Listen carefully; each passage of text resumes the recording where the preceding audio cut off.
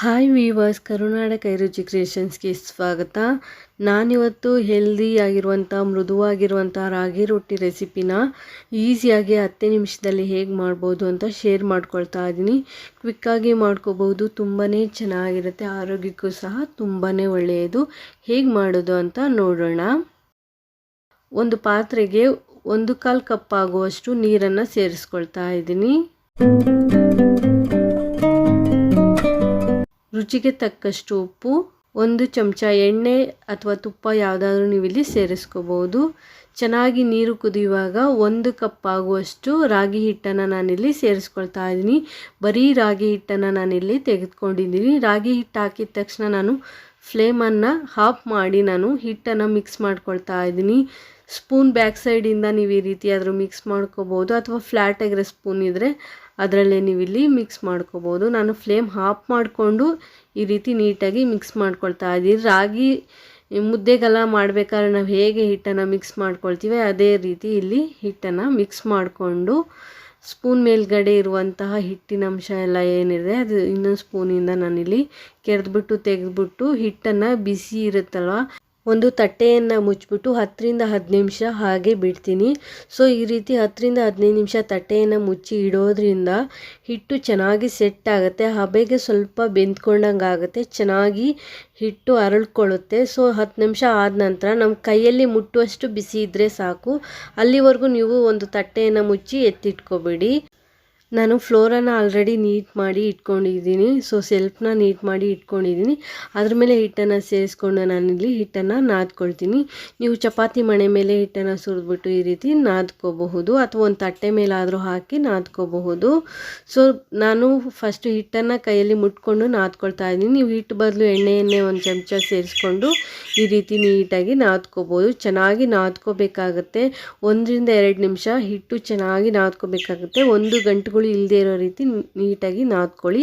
ನಂತರ ನಾನಿಲ್ಲಿ ಲಾಸ್ಟಲ್ಲಿ 1 ಚಮಚ ಎಣ್ಣೆಯನ್ನು ಸೇರಿಸಿ ಇನ್ನೊಂದು ನಿಮಿಷಗಳ ಕಾಲ ನಾದ್ಕೊಳ್ತಾ ಇದ್ದೀನಿ. ಈ ರೀತಿ ನೀಟಾಗಿ ನಾದ್ಕೊಳ್ಳಿ. ಹಿಟ್ಟು ಚೆನ್ನಾಗಿ ನಾದ್ದಷ್ಟು ಚೆನ್ನಾಗಿ ಬರುತ್ತೆ ಲಟ್ಸ್ಲಿಕ್ಕೆ. ಸೊ ನಾವು ಚಪಾತಿ ಹಿಟ್ಟೆಲ್ಲ ನಾದ್ಕೊಳ್ತೀವಲ್ಲ ಅದೇ ರೀತಿ ನಾದ್ಕೋಬೇಕಾಗುತ್ತೆ. ನೋಡಿ, ಈ ರೀತಿ ನಾದ್ಕೊಂಡಿದ್ದೀನಿ. ಈಗ ನಾನು ಸಣ್ಣ ಸಣ್ಣ ಉಂಡೆಗಳಾಗಿ ಮಾಡ್ಕೊಳ್ತೀನಿ. ನಿಮಗೆ ಯಾವ ಸೈಜ್ ಬೇಕೋ ಆ ಸೈಜು ಉಂಡೆಗಳಾಗಿ ಇಲ್ಲಿ ಮಾಡ್ಕೋಬೋದು. ನಾನು ಮಾಡಿರುವಂತಹ ರೊಟ್ಟಿ 6 ರೊಟ್ಟಿ ಆಗುತ್ತೆ. ನಾನು ಮತ್ತೆ ರೊಟ್ಟಿ ಮಾಡಬೇಕಾದ್ರೆ ಇದರಲ್ಲಿ ಇನ್ನೊಂದು ಸ್ವಲ್ಪ ಹಿಟ್ಟನ್ನು ಕಡಿಮೆ ಮಾಡಿಕೊಂಡು ರೊಟ್ಟಿಯನ್ನು ಮಾಡ್ಕೊಂಡಿದ್ದೀನಿ. ಮೊದಲನೇದಾಗಿ ಒಂದು ಉಂಡೆಯನ್ನು ತಗೊಂಡು ನಾನು ಹಿಟ್ಟನ್ನು ಅಪ್ಲೈ ಮಾಡಿಬಿಟ್ಟು ಚಪಾತಿಯನ್ನು ಲಟ್ಟಿಸ್ಕೊಳ್ತಾ ಇದ್ದೀನಿ. ರಾಗಿ ಹಿಟ್ಟಲ್ಲಿ ನಾವು ಈ ರೀತಿ ಚಪಾತಿ ಲಟ್ಟಿಸ್ತೀವಲ್ಲ ಅದೇ ರೀತಿ ಲಟ್ಟಿಸ್ಕೋಬೇಕಾಗುತ್ತೆ. ಮೊದಲನೇದು ನಾನು ಲಟ್ಟಿಸ್ಬಿಟ್ಟು ನಾಯಿಗೆ ಕೊಡ್ತೀನಿ. ಪ್ರಾಣಿಗಳಿಗೆ ಮೊದಲನೇ ನಾವು ಏನೇ ತಿಂಡಿ ಮಾಡಿದ್ರು ಸೊ ಮೊದಲನೇದು ಸ್ವಲ್ಪ ಆದರೂ ನಾನು ಪ್ರಾಣಿಗಳಿಗೆ ಹಾಕ್ತೀನಿ. ಸೊ ಅದಕ್ಕೋಸ್ಕರ ಒಂದು ರೊಟ್ಟಿ ಮೊದಲನೇದು ಮಾಡ್ಕೊಂಡಿದ್ದೀನಿ. ಪ್ರತಿ ಸಲ ನೀವು ಈ ರೀತಿ ರೊಟ್ಟಿ ಮಾಡೋವಾಗ ಒಂದೊಂದು ಉಂಡೆನೂ ಸಹ ಈ ರೀತಿ ನಾದ್ಕೋಬೇಕಾಗುತ್ತೆ. ಹೀಗೆ ನಾದೋದ್ರಿಂದ ಎಲ್ಲೂ ಕ್ರ್ಯಾಕ್ ಬರಲ್ಲ, ಎಲ್ಲೂ ಒಡೆದ ರೀತಿ ಬರಲ್ಲ, ರೊಟ್ಟಿ ತಟ್ಟಲಿಕ್ಕೆ ನೀಟಾಗಿ ಬರುತ್ತೆ. ಈ ರೀತಿ ನೀಟಾಗಿ ಉಂಡೆ ಮಾಡಿಕೊಂಡು ಹಿಟ್ಟಲ್ಲಿ ಡಿಪ್ ಮಾಡಿಕೊಂಡು ರೊಟ್ಟಿಯನ್ನು ಲಟ್ಟಿಸ್ಕೊಳ್ಳಿ. ನೀವು ನಾರ್ಮಲ್ ಆಗಿ ಚಪಾತಿ ಗೋಧಿ ಹಿಟ್ಟಿನ ರೊಟ್ಟಿ ಎಲ್ಲ ಹೇಗೆ ಲಟ್ಟಿಸ್ಕೊಳ್ತೀರಾ ಅದೇ ರೀತಿ ನೀವು ಇಲ್ಲಿ ಲಟ್ಟಿಸ್ಕೋಬೇಕಾಗುತ್ತೆ. ನೀಟಾಗಿ ಬರುತ್ತೆ. ಇನ್ನೊಂದು ಏನು ಅಂದರೆ ರಾಗಿ ಹಿಟ್ಟು ಸ್ವಲ್ಪ ನೀರಿನಂಶ ಬಿಡುತ್ತೆ. ಸೊ ಅದಕ್ಕೋಸ್ಕರ ಸ್ವಲ್ಪ ಹಿಟ್ಟನ್ನು ಸೇರಿಸ್ಕೊಂಡು ನೀವು ಈ ರೀತಿ ನೀಟಾಗಿ ಲಟ್ಟಿಸ್ಕೊಳ್ಳಿ. ಯಾವ ಸೈಜ್ ಬೇಕು ಮತ್ತು ಎಷ್ಟು ತೆಳು ಬೇಕು ಅಷ್ಟು ತೆಳುಗೆ ನೀವು ಇಲ್ಲಿ ಲಟ್ಟಿಸ್ಕೋಬೇಕಾಗತ್ತೆ. ನೋಡಿ, ಸ್ವಲ್ಪ ಏನಾದ್ರು ಕ್ರ್ಯಾಕ್ ಬಂದರೆ ಅಲ್ಲಿ ಸರಿ ಮಾಡಿಕೊಂಡು ನೀಟಾಗಿ ಈ ರೀತಿ ನೀವು ಲಟ್ಟಿಸ್ಕೊಳ್ಳಿ. ಚೆನ್ನಾಗಿ ಬರುತ್ತೆ. ಚಪಾತಿ ನಾವು ಹೇಗೆ ಮಾಡ್ತೀವಿ ಗೋಧಿ ಹಿಟ್ಟಿನ ಚಪಾತಿ ಅದೇ ರೀತಿ ಬರುತ್ತೆ. ತುಂಬಾ ತೆಳುಗೂ ಸಹ ನಾವಿಲ್ಲಿ ಲಟ್ಟಿಸ್ಕೋಬೋದು. ನೋಡಿ, ನಾನು ಈ ರೀತಿ ಲಟ್ಟಿಸ್ಕೊಂಡಿದ್ದೀನಿ. ಇಷ್ಟು ದಪ್ಪ ಲಟ್ಟಿಸ್ಕೊಂಡಿದ್ದೀನಿ. ತುಂಬ ಚೆನ್ನಾಗಿ ಬರುತ್ತೆ. ಸೊ ಒಂದು ಕಾಟನ್ ಬಟ್ಟೆನ ಗಟ್ಟಿಯಾಗಿ ಹಿಂಡ್ಕೊಂಡು ಈ ರೀತಿ ಮೇಲ್ಗಡೆ ನಾವು ರಾಗಿ ರೊಟ್ಟಿ ಮೇಲೆ ಈ ರೀತಿ ಸವರಿದ್ರೆ ಮೇಲ್ಗಡೆ ಇರುವಂತಹ ವೈಟ್ ಪ್ಯಾಚಸ್ ಏನಿರುತ್ತೆ ಅದೆಲ್ಲ ಹೋಗುತ್ತೆ.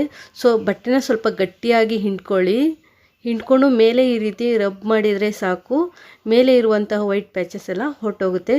ಸೊ ಜಾಸ್ತಿ ನೀರು ಮಾಡಿಕೊಂಡು ನೀವು 2 ಕಡೆನೂ ಈ ರೀತಿ ರಬ್ ಮಾಡಲಿಕ್ಕೆ ಹೋದರೆ ರಾಗಿ ಚಪಾತಿ ಹರಿದೋಗ್ಬಿಡುತ್ತೆ. ಸೊ ಅದಕ್ಕೋಸ್ಕರ ಸ್ವಲ್ಪ ಬಟ್ಟೆಯನ್ನು ಗಟ್ಟಿಯಾಗಿ ಹಿಂಡ್ಕೊಂಡು ನಾವು ಮೇಲ್ಗಡೆ ಇರುವಂಥ ವೈಟ್ ಪ್ಯಾಚಸ್ ಮೇಲೆ ರಬ್ ಮಾಡಿದ್ರೆ ಆಗುತ್ತೆ.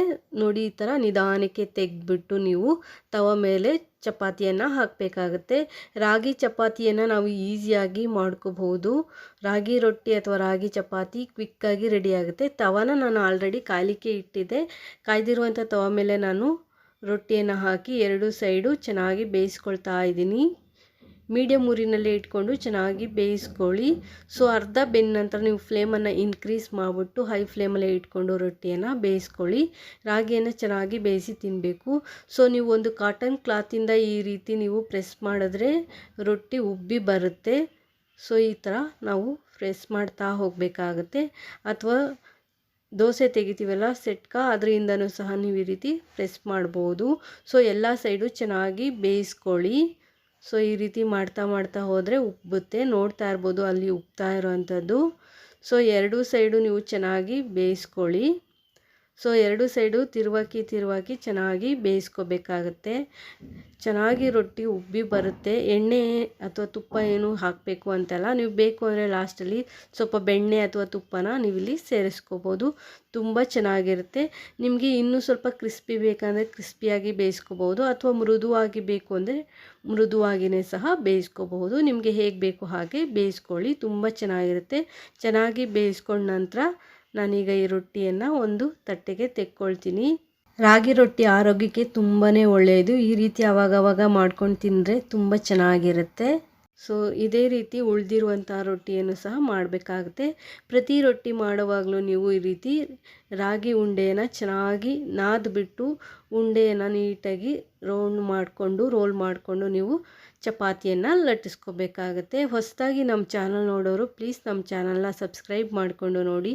ಹಾಗೆ ನಮ್ಮ ಚಾನಲಲ್ಲಿ ಬರುವಂಥ ವಿಡಿಯೋಗಳು ನಿಮಗೆ ಇಷ್ಟ ಆದರೆ ಪ್ಲೀಸ್ ಲೈಕ್ ಕೊಡಿ. ಹೊಸದಾಗಿ ನೋಡೋರು ಸಬ್ಸ್ಕ್ರೈಬ್ ಮಾಡಿಕೊಂಡು ನೋಡಿ ಒಂದು ರೊಟ್ಟಿಯನ್ನು ನಾನಿಲ್ಲಿ ಹರಿದು ಸಹ ತೋರಿಸ್ತೀನಿ. ಎಷ್ಟು ತೆಳುಗೆ ಎಷ್ಟು ಚೆನ್ನಾಗಿ ಮೃದುವಾಗಿ ಬಂದಿದೆ ಅಂತ. ವಿಡಿಯೋ ಇಷ್ಟ ಆದರೆ ಒಂದು ಲೈಕ್ ಕೊಡಿ. Thanks for watching this video.